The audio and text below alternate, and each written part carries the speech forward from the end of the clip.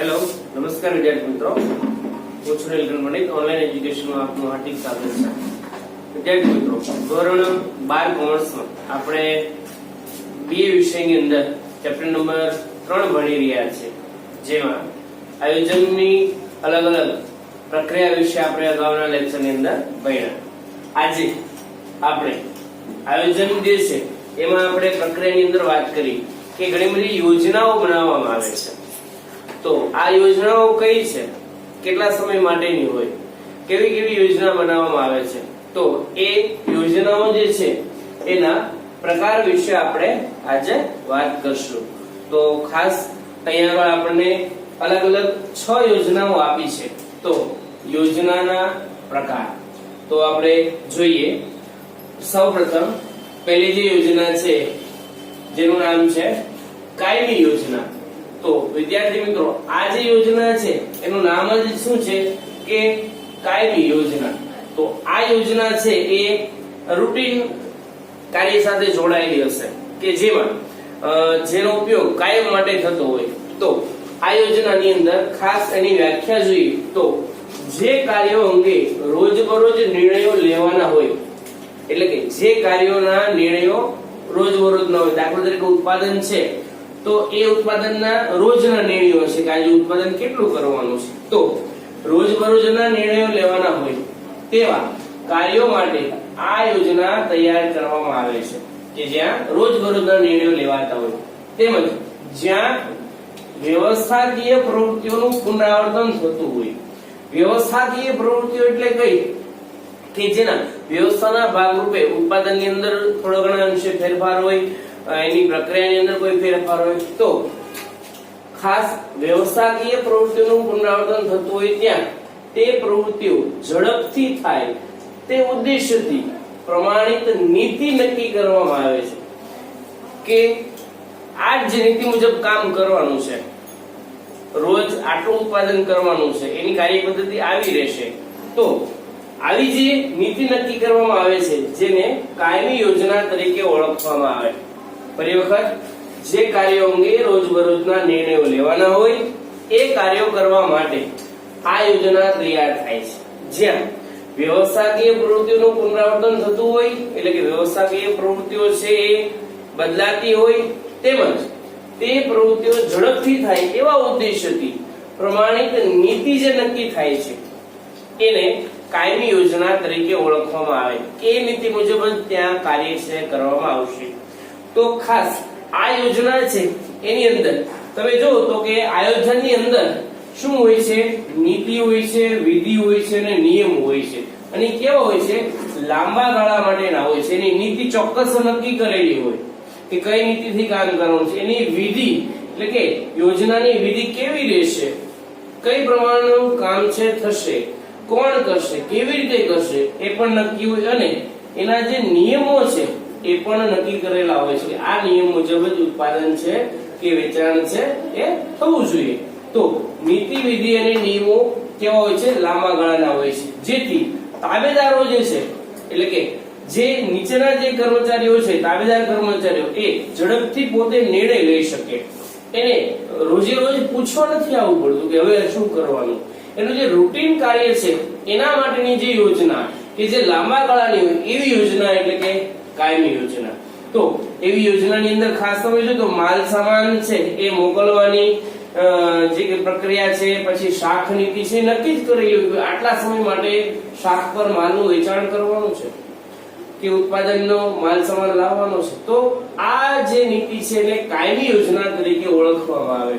ખાસ લાંબા ગાળાની છે, રોજબરોજના નિર્ણયો માટે આ યોજના છે કરવામાં આવતી હોય છે, જેમાં નીતિ, વિધિ અને નિયમો જે લાંબા ગાળાના હોય છે જેના માટે કર્મચારીઓ જે છે એને વારંવાર પૂછવા આવવું પડતું નથી, પોતે જાતે જ નિર્ણય લઈ અને કાર્ય છે કરી શકે.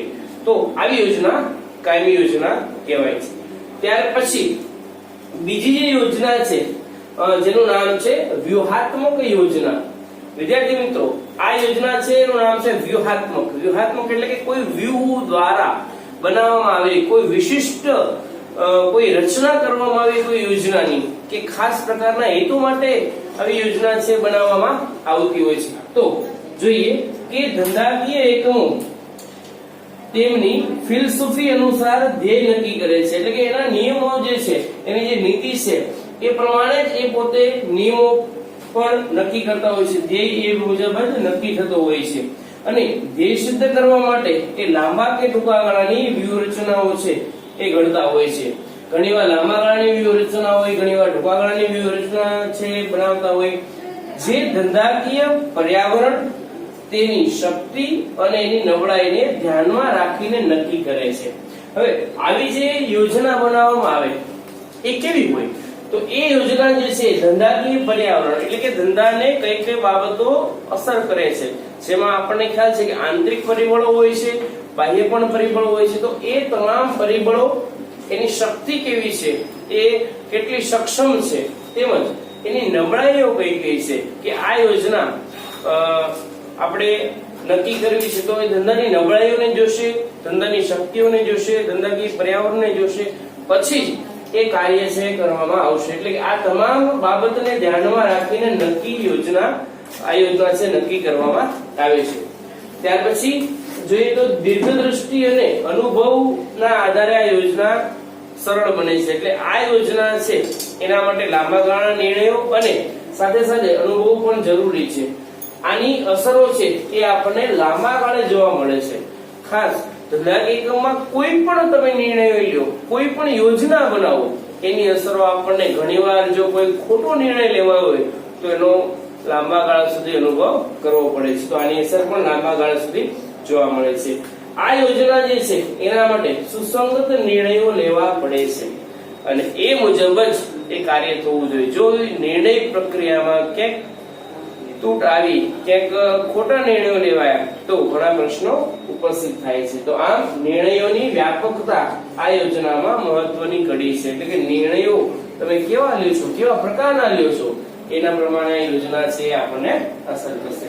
તો ખાસ વ્યૂહાત્મક યોજના જે ધંધાકીય એકમ પોતાની ફિલસૂફી અનુસાર પોતાનો ધ્યેય નક્કી કરે છે અને ખાસ ટૂંકા કે લાંબા ગાળા માટે આ યોજના છે ઘડવામાં આવે છે અને તમામ પરિબળોને ધ્યાનમાં રાખીને નક્કી કરવી જરૂરી છે. ત્યાર પછી નંબર 3 જેનું નામ છે સુનિયોજિત યોજના. તો સુનિયોજિત યોજનાની અંદર તમે જો તો ધંધાકીય એકમના નક્કી કરેલ ધ્યેયને સિદ્ધ કરવા માટે, એટલે કે ધંધાના જે નક્કી કરેલા ધ્યેય છે એને સિદ્ધ કરવા માટે મધ્ય સપાટીએ ટૂંકા ગાળાની જે યોજનાનું ઘડતર કરવામાં આવે. કઈ સપાટી? મધ્ય સપાટી. કયા ગાળા માટે? ટૂંકા ગાળા માટે જે યોજના ઘડવામાં આવે એને સુનિયોજિત યોજના કહેવામાં આવે છે.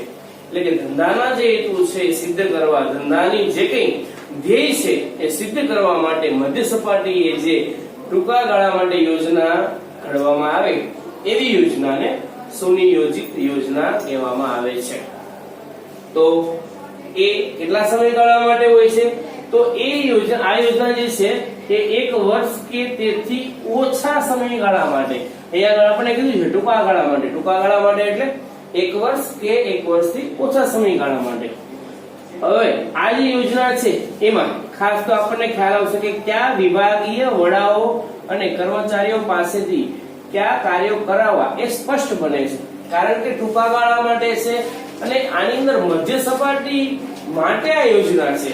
તો તમે જો મોટા ભાગનું ખાસ કાર્યની સોંપણી છે એ મધ્ય સપાટીની થતી હોય છે. એટલે અહીંયા આગળ નાના કાર્યો પર દેખરેખ રાખવામાં આવશે, તેમજ કયા વિભાગીય વડાને કયા કર્મચારી પાસેથી કયા કાર્યો કરાવવા છે એ પણ વધુ સ્પષ્ટ બનશે, જેથી કરીને આ યોજના છે એ ખૂબ જ મહત્વની બની રહી છે. અને ખાસ આમાં નિષ્ણાત વ્યક્તિઓ દ્વારા આવી યોજના બનાવવામાં આવે છે અને એના માટે વિશિષ્ટ જ્ઞાનની પણ જરૂર છે પડે.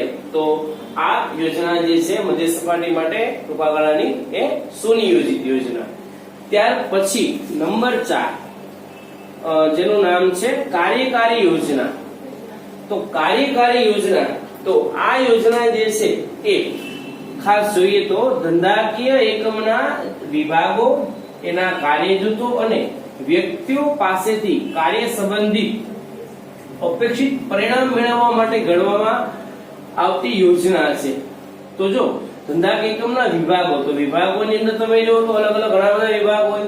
કાર્ય જૂથો, તો કાર્ય કરવા માટે ઘણા બધા જૂથોની પણ રચના કરવામાં આવી અને અલગ અલગ ઘણા બધા વ્યક્તિઓ પાસેથી કાર્ય સંબંધિત અપેક્ષિત પરિણામ મેળવવા, એટલે કે કાર્ય જેને સોંપવામાં આવ્યું છે એ કાર્યમાંથી અપેક્ષિત પરિણામ એટલે કે યોગ્ય અને સારા પરિણામ મેળવવા માટે આ યોજના છે એ ઘડવામાં આવે અને આ યોજના એટલે કાર્યકારી યોજના.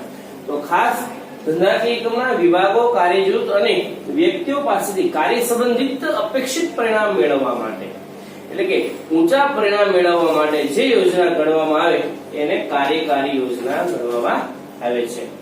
તો આ યોજના જે છે એકાદ વર્ષ માટે હોય છે અને ખાસ વ્યૂહાત્મક યોજનાના અમલીકરણ માટે પણ વિભાગીય વડાઓ દ્વારા આવી યોજના બનાવવામાં આવે છે. એકાદ વર્ષ માટે ઘણીવાર આપણે જોઈએ છીએ કે ત્રિમાસિક, છમાસિક કે વાર્ષિક એવા કોઈ હેતુથી એ જે વ્યૂહાત્મક યોજના જે છે, જેમ આપણે આગળ જોયું, તો એના અમલીકરણ માટે પણ આવી યોજના બનાવાય છે કે કોઈ ચોક્કસ નિશ્ચિત કામ માટે તે આ યોજનાને અમલમાં મૂકો કે આ યોજનાથી કામ કેવું થાય છે એ તમને ખબર પડશે. તો ખાસ કાર્યકારી યોજના એ વ્યૂહાત્મક યોજનાના અમલીકરણ માટે વિભાગીય વડાઓ દ્વારા આ યોજના છે બનાવવામાં આવે છે. ત્યાર પછી નંબર 5 એક ઉપયોગી યોજના. તો આ યોજના જે છે એ ખાસ અમુક સમયગાળા પૂરતી કે અમુક હેતુ પૂરતી જ સીમિત હોય છે. તો જોઈએ, વિશિષ્ટ હેતુઓની સિદ્ધિ માટે આ યોજના તૈયાર કરવામાં આવે છે. કોઈ વિશિષ્ટ હેતુ છે જે આપણે સિદ્ધ કરવાનો છે તો એના માટે આ યોજના બને છે, જેમાં ખાસ જે કાર્ય પ્રવૃત્તિઓનું પુનરાવર્તન થતું નથી તેવી પ્રવૃત્તિઓ માટે આ યોજના તૈયાર થાય છે. જે કાર્ય પ્રવૃત્તિનું પુનરાવર્તન નથી થતું, દાખલા તરીકે કોઈ તમને કોન્ટ્રાક્ટ મળ્યો છે તો એ કોન્ટ્રાક્ટ કે એ કામગીરી પૂરતી જ કોઈ યોજના તમે બનાવો તો એ એક ઉપયોગી યોજના કે જેનું ફરીવાર રિવિઝન થવાનું નથી, કોઈ કાર્ય બીજી વાર થવાનું નથી. દાખલા તરીકે તમે જો કે વહાણ બાંધકામ છે, મકાન બાંધકામ છે, પેકેજિંગ છે, પ્રિન્ટિંગ છે, જે એક ઉપયોગી યોજના છે. એક કોઈ બાબત માટે છે કે કોઈ મકાન છે તો એ મકાન જે લેવલ પર બાંધવા માંગો છો એનું કોઈ ચોક્કસ સ્વરૂપ હશે. હવે એનું એ મકાન ફરી વખત તમે બાંધવાના નથી, એટલે જે કાર્ય પ્રવૃત્તિઓનું પુનરાવર્તન થતું નથી એવી પ્રવૃત્તિ માટે એક ઉપયોગી યોજના છે બનાવવામાં આવે છે. જેના ઉદાહરણ જોઈએ આપણે, વહાણ બાંધકામ, મકાન બાંધકામ, પેકેજિંગ કે પ્રિન્ટિંગ વગેરે ઘણા બધા કાર્ય માટે થતી હોય છે. ત્યાર પછી નંબર 6 આકસ્મિક યોજના. જો આનું નામ છે આકસ્મિક, કે કોઈ ઘટના બને ત્યારે તમે આમ સહજ રીતે અથવા તો કોઈ હેતુ સિદ્ધ કરવા માટે, કોઈ મુશ્કેલીમાંથી દૂર થવા માટે, બહાર નીકળવા માટે જે યોજના બનાવવામાં આવે એવી યોજના આકસ્મિક યોજના. તો ધંધાકીય એકમના તમે જોતા હો છો કે બદલાતી પરિસ્થિતિ સાથે ઘણા બધા પ્રશ્નો થતા હોય છે. બદલાતી પરિસ્થિતિ સાથે તાલ મિલાવવો આવશ્યક છે અને ધંધાકીય પ્રવૃત્તિમાં જો તમે તાલ મિલાવી શકતા નથી તો તમે બજારમાં ટકી શકતા નથી.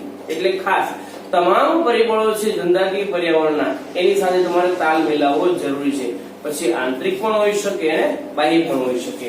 તો આમ કેટલાક ચોક્કસ પરિબળો જેમ કે રાજકીય પરિબળ હોય, આર્થિક પરિબળ હોય, સામાજિક પરિબળ હોય કે કુદરતી પરિબળને કારણે ધંધાકીય પર્યાવરણમાં પણ આપણને ફેરફાર જોવા મળે છે, એટલે કે ફેરફાર થાય છે. એને કારણે અગાઉની યોજનામાં ફેરફાર કરવો પડે.